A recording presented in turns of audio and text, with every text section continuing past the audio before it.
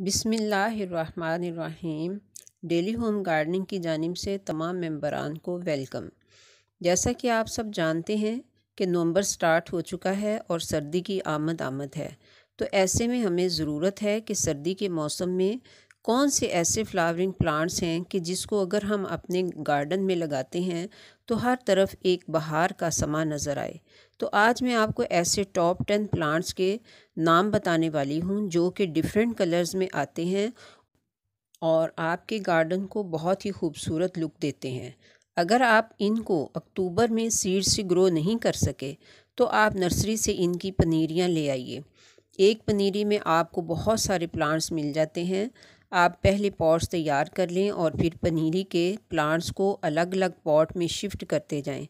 कुछ अक्टूबर के महीने में और कुछ नवंबर के महीने में सीड लगा दिए जाते हैं और फिर प्लांट्स के नर्सरियों में हर तरफ इनकी पनीरियाँ और प्लांट्स फॉर सेल मिलने लगते हैं। तो व्यूअर्स, अपने टॉपिक की तरफ आने से पहले गुजारिश है कि वो तमाम लोग जो मेरे चैनल पर नए आए हैं चैनल को सब्सक्राइब कर लें और वीडियो को देखने के बाद अगर वीडियो अच्छी लगे तो लाइक और शेयर भी कर दें। अगर बेल आइकन को प्रेस कर दें तो आपको हर नई आने वाली वीडियो का नोटिफिकेशन भी बर वक्त मिल सकेगा। तो चलिए स्टार्ट करते हैं।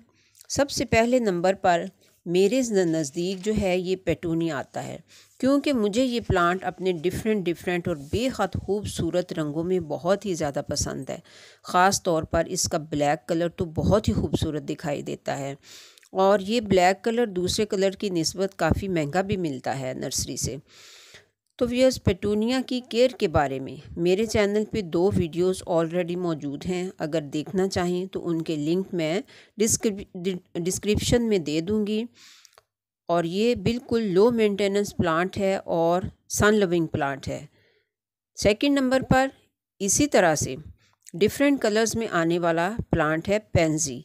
ये भी निहायत खूबसूरत रंगों में आता है और आपके गार्डन को एक बेहद खूबसूरत लुक देता है और इसके फ्लावर्स कुछ दिनों तक खिले ही रहते हैं। इसकी केयर के बारे में भी मेरे इसी चैनल पे वीडियोस मौजूद हैं। उनके लिंक्स मैं डिस्क्रिप्शन बॉक्स में दे दूँगी, आप देख सकते हैं।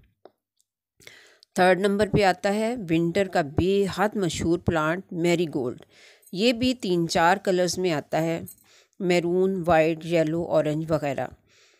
इसके सीड्स को अगस्त सितंबर में ही लगा दिया जाता है और नवंबर में ये अपनी बहार देने लगता है। रोड साइड्स पर, पार्क वगैरह में हर तरफ इसकी बहार नज़र आने लगती है। और इसकी एक दूसरी वैरायटी भी है जिसको कि जाफरी भी कहते हैं। ये डबल शेड में होती है। इसका फूल जो है ये छोटा होता है। चौथे नंबर पर है गुलदाउदी, जिसे इंग्लिश में क्राइसेंथेमम कहते हैं। इसमें भी बड़े खूबसूरत कलर्स आते हैं, वाइट, पर्पल, मैरून, येलो वगैरह। तो इसके फ्लावर्स की सबसे बड़ी खूबी ये है कि ये 20-25 दिन तक खिले ही रहते हैं। इसकी फ्लावरिंग भी नवंबर में स्टार्ट हो जाती है। इसकी केयर पर भी मेरे चैनल पे वीडियोस मौजूद हैं और इसकी काफ़ी सारी वैरायटीज़ भी आती हैं। आप केयर की वीडियोस को देखना चाहें तो आप मेरे चैनल पे देख सकते हैं। फिफ्थ नंबर पर आता है इंडियन डहलिया। ये विंटर का बेस्ट प्लांट है। इसके फ्लावर का साइज़ काफ़ी बड़ा होता है, 4-5 इंच तक चला जाता है। इसके कलर्स भी बड़े ही खूबसूरत होते हैं और बहुत ही शाइन करते हैं। ये भी कई दिनों तक खिला रहता है और बड़ी शान से आपके गार्डन को देखता रहता है। इस पे भी मेरी वीडियोस मौजूद हैं इसी चैनल पर।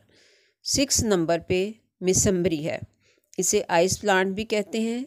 इसके फ्लावर्स में भी बड़े खूबसूरत कलर्स देखने को मिलते हैं। एक बहार सी छाई होती है हर तरफ। सुबह 11 बजे से इसके फ्लावर्स खिलना स्टार्ट होते हैं और शाम 4 बजे तक खिले ही रहते हैं। इस पर भी मेरी वीडियो इसी चैनल पर मिल जाएगी। 7 नंबर पे आता है डाइहेंथस। ये भी अपने डबल शेड्स वाले रंगों में बहुत खूबसूरत दिखाई देता है। इसको भी अपने गार्डन में ज़रूर लगाइए। ये भी विंटर का बड़ा ही ज़बरदस्त प्लांट है। 8 नंबर पे आता है ज़रबरा प्लांट। ये भी डबल वैरायटीज़ हैं इसकी। ये देसी वैरायटी में भी आता है और इंग्लिश वैरायटी में भी आता है।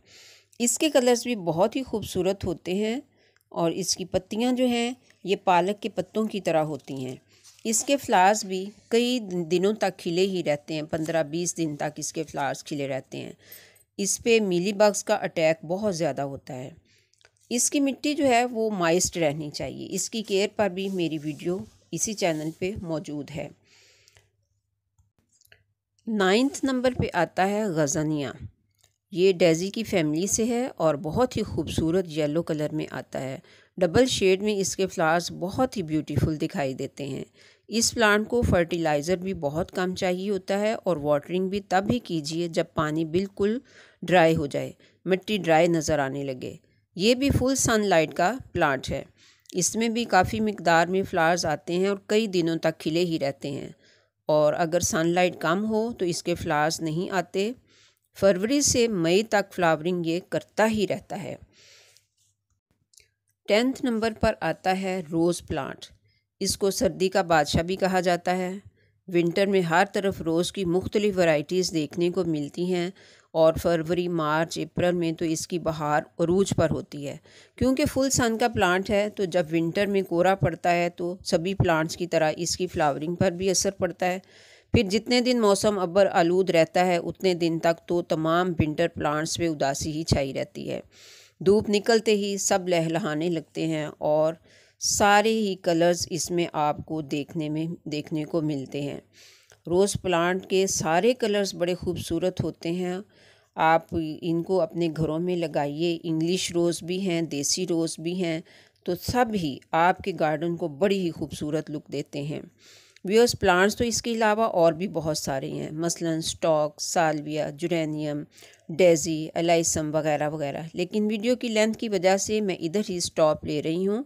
उम्मीद करती हूँ कि आप सब भी इन प्लांट्स को लगा रहे होंगे या लगाने के लिए पर तोल रहे होंगे।